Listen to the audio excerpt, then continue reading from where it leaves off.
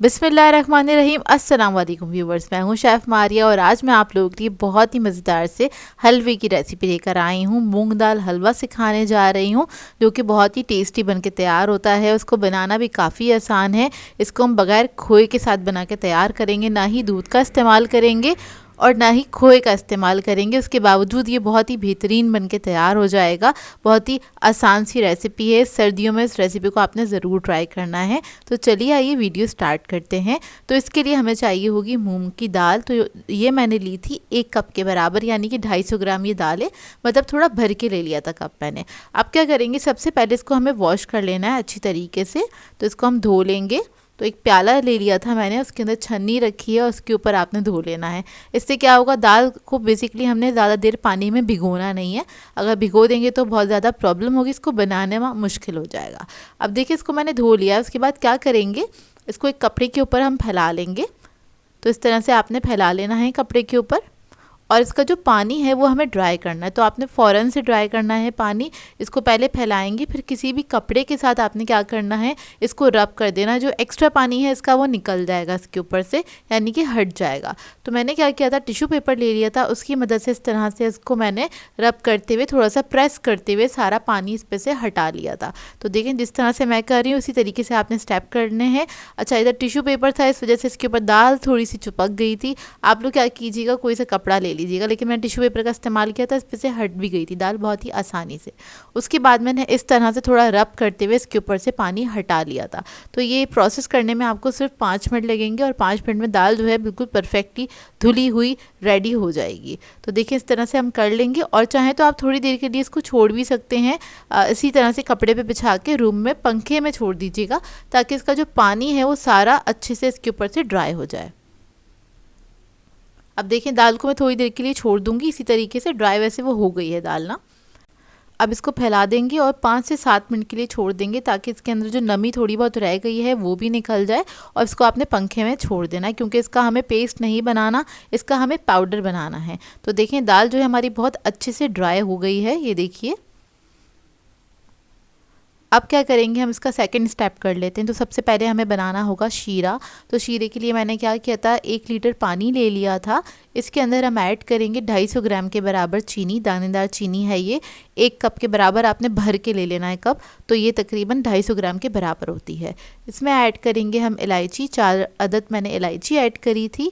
और उसके बाद इसको मिक्स कर लेंगे। इसके अंदर थोड़ी सी ज़ाफ़रान भी मैं ऐड कर दूँगी खुशबू के लिए। आप लोग चाहें तो केवड़ा एसेंस या फिर रोज़ एसेंस ऐड कर सकते हैं। अच्छा, इस शीरे को आपने ज़्यादा नहीं पकाना है, बस एक बॉयल आ जाए, चीनी जो है वो डिज़ोल्व हो जाए, इतना ही इसको पकाएंगे। बहुत ज़्यादा पकाने की ज़रूरत नहीं है, क्योंकि इसके अंदर हमें ज़रा ज़्यादा शीरा चाहिए, मतलब दाल को इसी शीरे में गलाना है, इसलिए हमें बहुत ज़्यादा इसको गाढ़ा करने की ज़रूरत नहीं है। तो शीरा जो है मेरा रेडी हो गया है, ज़ाफ़रान मैंने ऐड कर दी थी।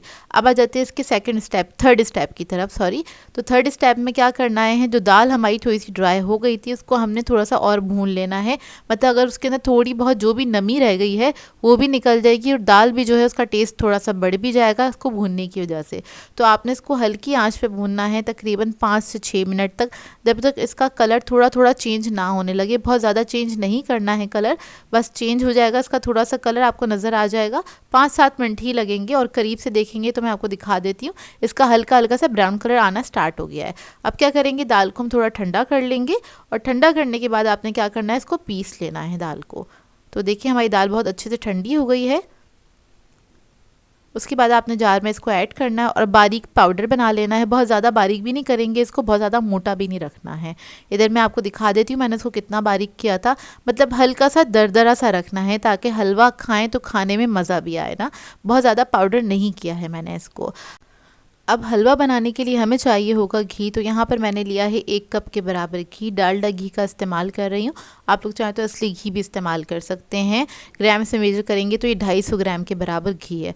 अब इसको गर्म होने देंगे, आपने इसको मीडियम फ्लेम पे गर्म कर लेना है अच्छे से। उसके बाद हम क्या करेंगे, इसके अंदर हम ऐड कर देंगे सूजी, 3 टेबलस्पून के बराबर। सूजी ऐड करने से क्या होगा, इससे हलवे को थोड़ा टेक्सचर मिल जाएगा और टेस्ट में भी इजाफा होगा। तो 3 टेबलस्पून सूजी ऐड कर दी है। अब उसके बाद हम इसके अंदर ऐड करेंगे बेसन 3 टेबलस्पून के बराबर। इससे भी जायके में इजाफा होगा और हलवा काफ़ी मज़ेदार बन के तैयार होगा। अब क्या करेंगे, इसको हम भून लेंगे। तो सूजी और बेसन को आपने 3 से 4 मिनट तक मीडियम फ्लेम पे भून लेना है।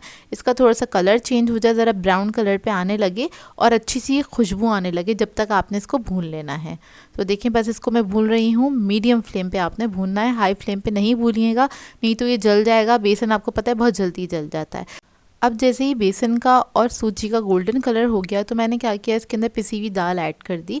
वो ऐड करने के बाद आपने इसको भी भूनना है अच्छी तरीके से, और इसकी भुनाई आपने इस वक्त मीडियम फ्लेम पे करनी है, ज़्यादा हाई फ्लेम पे नहीं पकाइएगा इसको। अब बस आपने चमचा चलाते चले जाना है और इसको भूनते चले जाना है। इसको भी आपने 5 से 7 मिनट तक भूनना है, जब तक इसका कलर नहीं चेंज हो जाता। अच्छा, इसको मैंने बहुत ज़्यादा नहीं भुना था, मतलब ब्राउन कलर पे मैं नहीं लेके गई थी, हल्का हल्का सुनहरा सा कलर हो गया जब तक मैंने इसको भूना था। तो देखिए बस इसको मैं भूनती चली जा रही हूँ। तकरीबन 5 से 7 मिनट तक आपने भूनना है, और जैसे इसका कलर चेंज हो जाएगा, अब कलर चेंज हो गया है, उसके बाद आपने क्या करना है, इसके अंदर शीरा ऐड करना है थोड़ा थोड़ा करके। तो स्टार्टिंग में आपने थोड़ा सा शीरा ऐड करना है और उसको मिक्स करना है। एक साथ नहीं ऐड कर दीजिएगा, नहीं तो वो क्या होगा, उबल के आपके ऊपर आ सकता है, गुठलियाँ बन सकती हैं इसकी ना। तो पहले हमने थोड़ा सा शीरा ऐड किया, इसको मिक्स किया। अब थोड़ा सा मैंने शीरा ऐड किया, उसके अंदर मिक्स किया। जैसे ही शीरा ऐड करेंगे तो दाल फूलना स्टार्ट हो जाएगी, सही है। उसके बाद आपने इसमें थोड़ा थोड़ा शीरा करके ऐड करना है और मिक्स करना है। तो देखिए इस तरीके से आपने इसको मिक्स कर लेना है।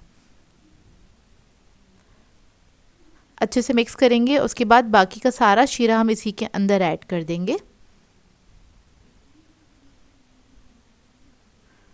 तो देखिए सारा शीरा ही मैंने इसके अंदर ऐड कर दिया है, और अब इस स्टेज पे आप इसको मीडियम फ्लेम पे पकाएंगे।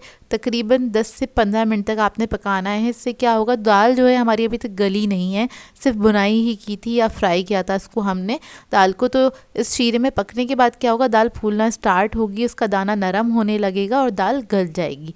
तो इसको पकने में आपको तकरीबन लगेंगे 15 मिनट। तो हर थोड़ी देर बाद आप इसका ना चमचा चला सकते हैं, और ये तकरीबन 5 से 7 मिनट के बाद की स्टेज है। तो देखें कितनी गाढ़ी होना स्टार्ट हो गई है और दाल जल्दी गल जाती है, भुनने में ही गल जाती है। अब इसको आपने जब ये थोड़ा थिक हो जाएगा तब आपको थोड़ी सी मुश्किल होगी इसको भूनने में, लेकिन आप इसको भूनते चले जाइएगा। हाथ थोड़ा सा मुश्किल से चलता है, आपको जब तक भूनना है जब तक इसके ऊपर घी नहीं आ जाता।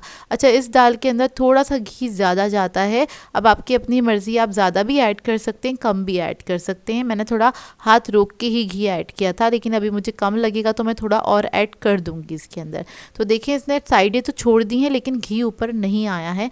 इस स्टेज पे मुझे घी थोड़ा कम लग रहा था, तो मैंने थोड़ा सा घी इसके अंदर और ऐड कर दिया था। तकरीबन 1/4 कप के बराबर घी ऐड किया है, और इसको हम भुनना स्टार्ट करेंगे। अब जैसे इसको मिक्स करेंगे घी जो है अंदर चला जाएगा, और फिर उसके बाद जब ये भुन जाएगा, थोड़ा कलर भी इसका चेंज हो जाएगा, तो घी ऊपर आ जाएगा। इधर मैं आपको दिखाती रहूँगी किस तरह से आपने इसको भुनना है, किस स्टेज तक आपने इसको भुनना है, और इसकी आप भुनाई करते रहेंगे और इतने मज़े का हलवा बन के तैयार होता है, बहुत ही बेहतरीन बनता है। देखिए अब ना ये थोड़ा सा आपको लग रहा होगा, पहले जैसे वो डो फॉर्म में आया हुआ था, लेकिन अब ये दाना दाना अलग आपको नज़र आ रहा है। तो इसका मतलब ये रेडी हो गया है। लेकिन इस वक्त मैंने इसको और मज़ीद 2 से 3 मिनट तक भूना था, घी ऊपर आने के बाद भी ना। तो अच्छे से इसको भून लीजिएगा, एक अच्छी सी खुशबू आने लगे भुने हुए की।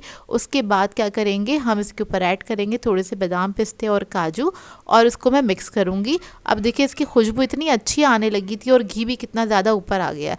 अच्छा, घी से घबराइएगा नहीं, आपने क्या करना है, इसको मिक्स करते चले जाना है। जब आप चूल्हा बंद कर देंगे तब भी घी ऊपर होगा, लेकिन जब आप इसको सर्व कर रहे होंगे तो मिक्स करेंगे तो सारा घी इसके अंदर चला जाता है। अगर आप घी हटा देंगे तो ये हलवा बहुत ज़्यादा ड्राई हो जाएगा। अब ये रेडी हो गया है, फ्लेम ऑफ कर देंगे। फ्लेम ऑफ करने के बाद आपने छोड़ देना है तकरीबन 10 से 15 मिनट तक। उसके बाद आप इसको एक बार अच्छे से मिक्स करेंगे, सारा घी इसके अंदर चला जाएगा और इतना ही ड्राई हो जाएगा ये हलवा, और ये बहुत ही बेहतरीन बनता है। इसके अंदर हमने ना ही दूध का इस्तेमाल किया है, ना ही हमने खोए का इस्तेमाल किया है, ना ही हमने पाउडर मिल्क का इस्तेमाल किया है।